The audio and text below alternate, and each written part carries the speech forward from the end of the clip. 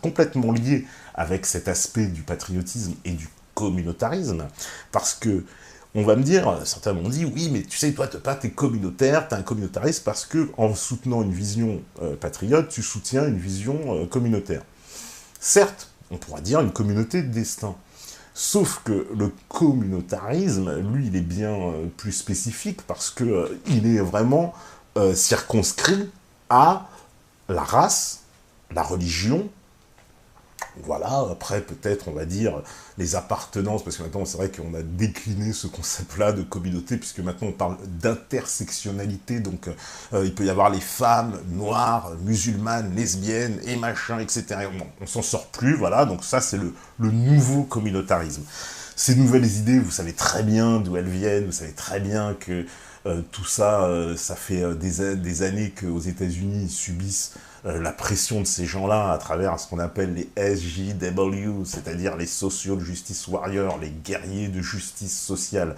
Et ça, c'est vraiment les gens, comment dire, c'est vraiment les personnes qui agissent comme une espèce de justiciers de la société, donc qui vont chercher le racisme, l'antiféminisme, toute forme de phobie. Voilà, on a parlé de romophobie, vous vous rappelez très bien dans une vidéo à l'ancienne.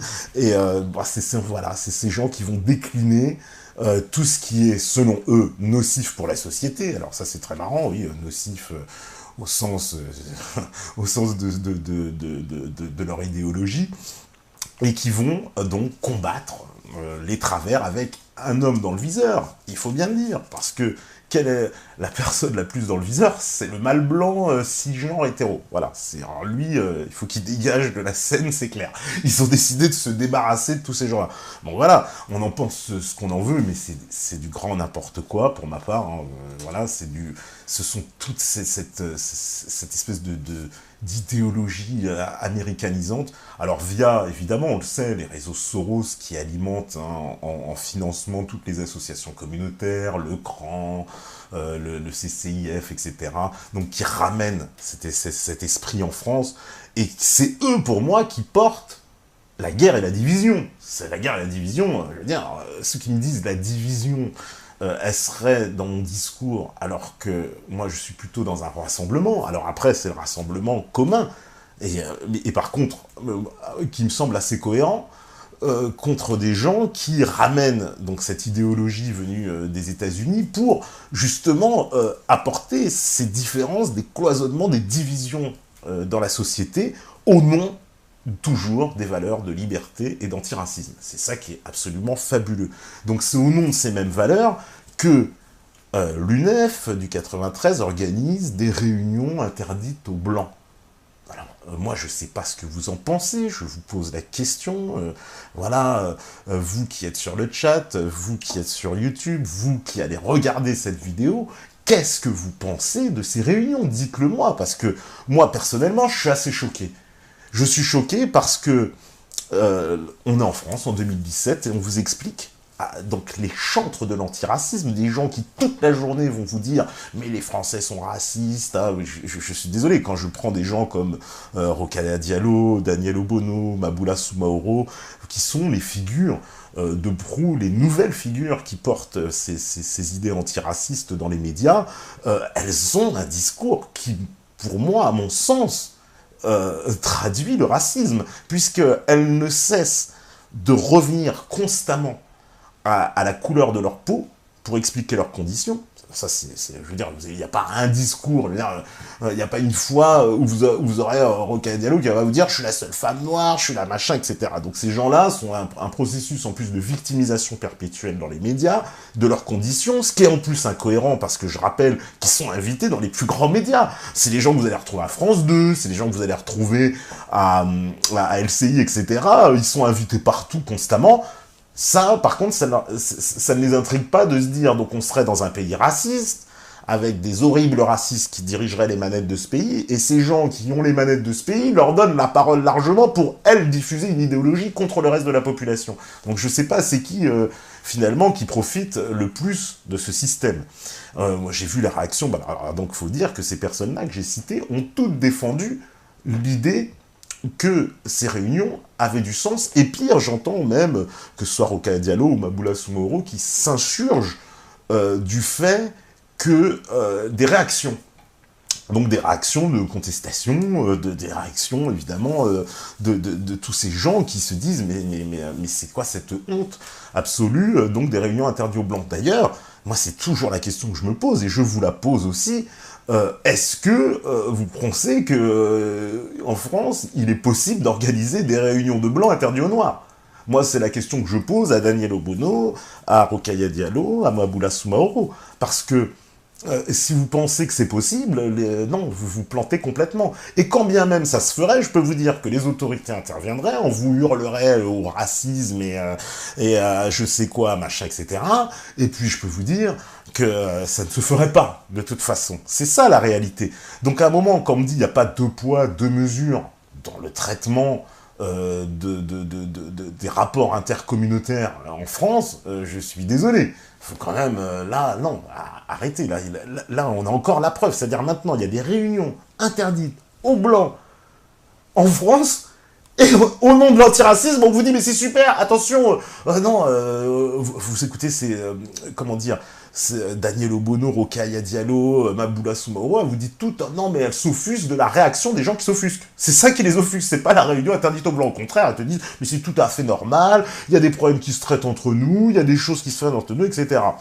Donc ces gens-là, c'est eux qui amènent la division. Faut remettre quand même les choses en place, là où elles sont. Parce que quand j'entends des discours comme ça, alors après je sais, oui, c'est à la mode dans une partie de la dissidence, les gens soutiennent, etc. Non.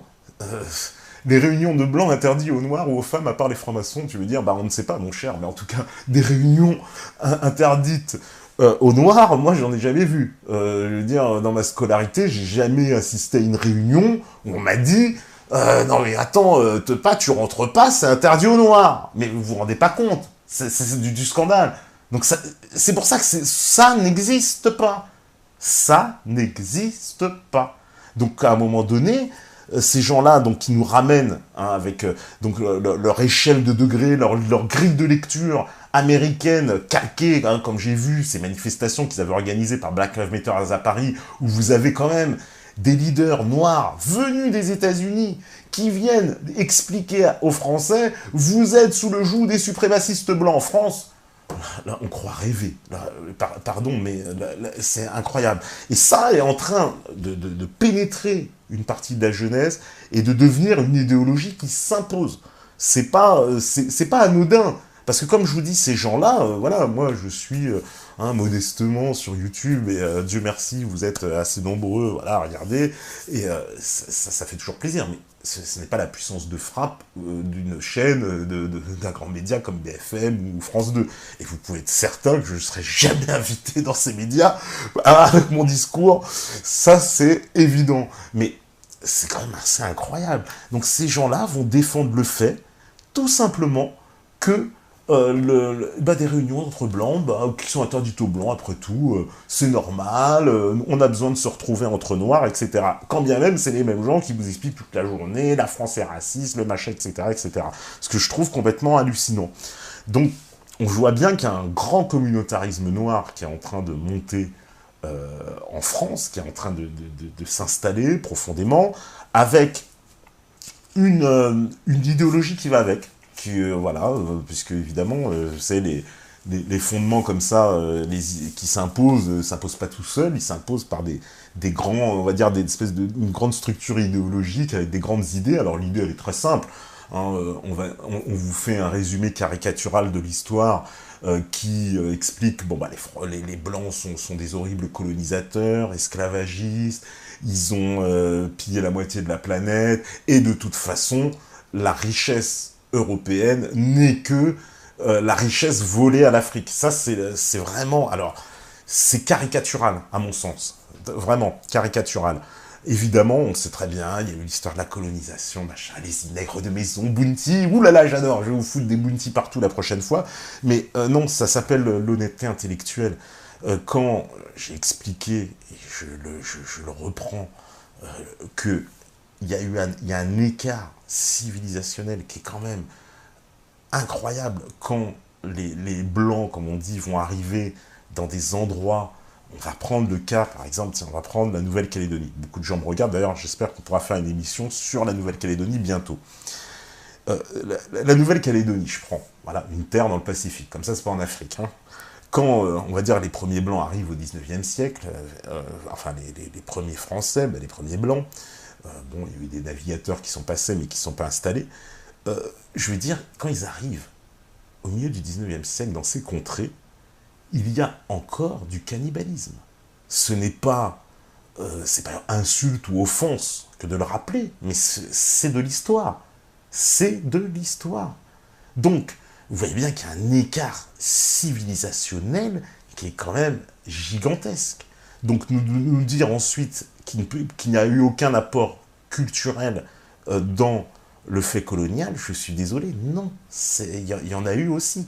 Je sais que ça dérange, parce que, justement, dans l'idéologie dominante, on a décidé, bah, de toute façon, quand on allait observer l'histoire sous le prisme comment dire, de notre lecture idéologique, ben, tout ce qui est colonial est forcément mauvais, est forcément pas bon, forcément, etc.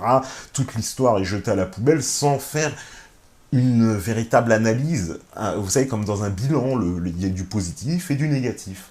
Voilà, et de penser que tout est négatif, voilà, de penser aussi que tout est positif, c'est stupide, mais en plus, il y a un recul à avoir, parce que moi, je suis désolé, la génération, quand j'entends, moi, tous ces gens-là, voilà, des Obono, des Diallo, tous ces gens qui sont, pour souvent, bon, des fois même nés en France, qui ont vécu ici, vous n'allez pas me dire que ces gens-là se sentent français. Moi, je ne le sens pas. La France, c'est quand ça les arrange. Parce que quand j'entends, même des fois, Rokhaya Diallo qui dit « Ah, mais non, les races n'existent pas », puis 2 secondes après, elle va te dire « Mais oui, mais je suis la seule femme noire sur le plateau », à un moment donné, il faut savoir, quoi. C'est-à-dire qu'en fait, l'argument de la race, il n'existe que dans un sens. Si c'est pour dire du bien, ou si c'est pour se mettre en espèce de réflexe d'autodéfense, en revanche, tout le reste, c'est pas bon. Hein. Alors, là, c'est clair. Donc là, vous voyez que c'est une hypocrisie. Pour moi, il y a une putain d'hypocrisie, vraiment, dans cette attitude. Et tout ça couvert, enfin, que je dis couvert, je veux dire, voilà, ces gens-là sont invités partout, ça dérange absolument personne, en tout cas les grands médias, ça ne les dérange pas, c'est clair et net. Et donc, au contraire, ils diffusent cette idéologie. Alors, certains journalistes s'offusquent, j'avoue. Il y a quand même un truc, il y a quand même des journalistes qui commencent, voilà, les grandes gueules, ils sont fait épingler, racistes et tout, après, justement, avoir demandé à Daniel Obono de dire « Vive la France », bon, ce qui semblait assez, j'ai presque envie de dire, presque risible. Je veux dire, vive la France, elle est députée, elle est payée par vos impôts, dire vive la France, ça lui arrache la bouche, quoi. Ça lui arrache, ouais, pourquoi je vais dire vive la France? Non, ces gens-là n'aiment pas la France profondément, ils la détestent. Moi, c'est comme ça que je le vois, ils ne l'aiment pas. Ça me paraît évident. Et non seulement ils n'aiment pas, mais en plus, ils veulent leur imposer leur loi, et imposer leur vision au reste de la population qui doit se soumettre. D'ailleurs, si j'entends les discours de Roya Bouteja, c'est exactement ce qu'elle dit, puisqu'elle parle de soumettre tous les blancs, y compris les blancs antiracistes, etc., tout machin. Et vous voyez bien que, finalement, ce monde qu'on nous propose du sans-frontiérisme et du multiculturalisme, c'est précisément le monde qui nous mènera à la ségrégation totale. C'est ça l'avenir, avec toutes les conséquences qu'il y a avec. Puis vous voyez bien qu'en Suède, il y a maintenant des festivals réservés aux hommes. Et puis, dans 20 ans, il y aura des aux femmes, pardon, excusez-moi, contresens, des festivals interdits aux hommes, et puis on peut imaginer, dans 20 ans, des festivals, mais d'ailleurs c'est ce qu'avait fait Nazapo à Paris, aux femmes noires, et puis aux femmes noires musulmanes, et puis machin, etc. Donc finalement, cette société multiculturelle, cette société qu'on nous présente comme l'apogée de la modernité, est un retour en arrière encore plus incroyable, parce on va finir justement dans une société ségrégationniste. Mais c'est évident. Déjà, elle l'est de fait.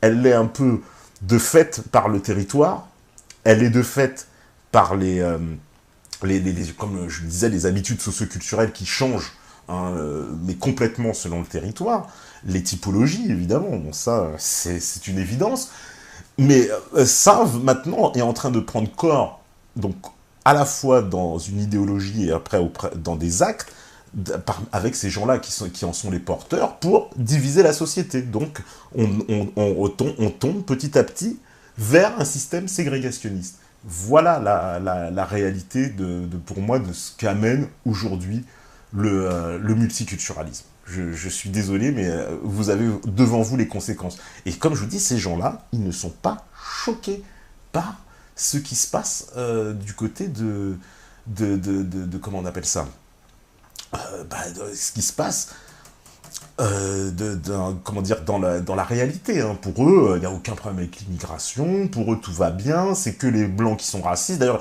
quand les blancs s'offusquent de ne pas être invités dans des réunions, c'est qu'ils sont racistes, et pourquoi ils s'offusquent, et en plus ils s'offusquent de les voir offusqués. Bon, bah écoutez, voilà, c'est ça la nouvelle idéologie. Alors choisissez votre camp, c'est tout. Choisissez où est-ce que vous vous situez. Hein, alors d'ailleurs, je dis ça au passage pour tous ceux qui... ceux qui me disent souvent, il y en a quelques-uns, on va pas les stigmatiser, mais c'est un peu toujours les mêmes, qui sont, ouais, mais t'es sioniste, t'es le truc de, je recracherai les discours de BFM. Bah, je suis désolé les enfants, BFM, c'est Daniel Obono, c'est Rokhaya Diallo, c'est Maboula Soumaoro sur LCI, c'est pas moi hein, sur BFM, c'est pas moi qui diffuse cette idéologie-là. Et d'ailleurs, ni moi, ni quelqu'un d'autre. Parce que j'ai pas vu non plus d'autres personnes dont l'idéologie pourrait se rapprocher dans ces gens-là. Alors les journalistes, comme je vous dis, s'offusquent un peu, les grandes gueules sont offusquées un peu, Pascal Praud qui a réagi, alors il s'est fait alpaguer, genre, et ben ça me permet de faire une transition, Pascal Praud, lui, s'est fait alpaguer, alpaguer entre guillemets, il a alpagué déjà Rost, donc qui est chroniqueur, rappeur de son état, et qui participe beaucoup aux émissions de Pascal Praud, sur l'affaire Evra. Donc l'affaire Evra, un footballeur qui pète un plomb, bon, c'est du fait divers, on va dire. Et puis, eux, ils font l'émission de foot, ils parlent de ça, normal. Et puis c'est là que Rost, lui, il met ça sur le compte du racisme qu'aurait subi Evra, évidemment. Alors quand on a subi le racisme, on a droit à tout. Hein. Ça c'est clair, hein. C'est le passe-partout. Hein. C'est un peu comme une certaine communauté. Eux aussi, ils ont un passe-droit. Voilà, ils ont trouvé leur nouveau passe-droit. Donc, faut arrêter. Il s'est fait alpaguer par Pascal Praud, qui pète un câble littéralement en disant « Ça suffit, vous nous faites chier avec le racisme ». Enfin, il pète littéralement un câble parce qu'il en a marre de ce discours de victimisation perpétuelle. Parce qu'il se dit « Mais le mec, il est en train de taper un supporter, au passage, supporter d'origine maghrébine. » Ouais, comme ça, on ne pourra pas dire que c'était un blanc, un machin et truc. Et... voilà, il explique, mais ça n'a rien à voir avec le racisme, d'autant qu'on a eu des extraits de l'échange, c'est vrai que ça n'avait rien à voir, mais vouloir tout justifier, tout le temps, se victimiser, c'est insupportable, vraiment, cette victimisation perpétuelle, c'est-à-dire le mec, il va frapper quelqu'un, ah bah c'est le racisme, oui les réunions interdites aux blancs, ah oui mais c'est normal, machin, donc finalement, ces gens-là qui fustigent la société sud-africaine depuis longtemps, qui disent « Ah, ce régime horrible, l'Afrique du Sud, nanana », bon, bah, finalement, ils ne font qu'appliquer un peu la même démarche. Voilà. Ouais, on me dit « Balance ton blanc », vous pourrez inventer le hashtag, ça vous fait plaisir. Mais c'est vrai, balance ton blanc, justement,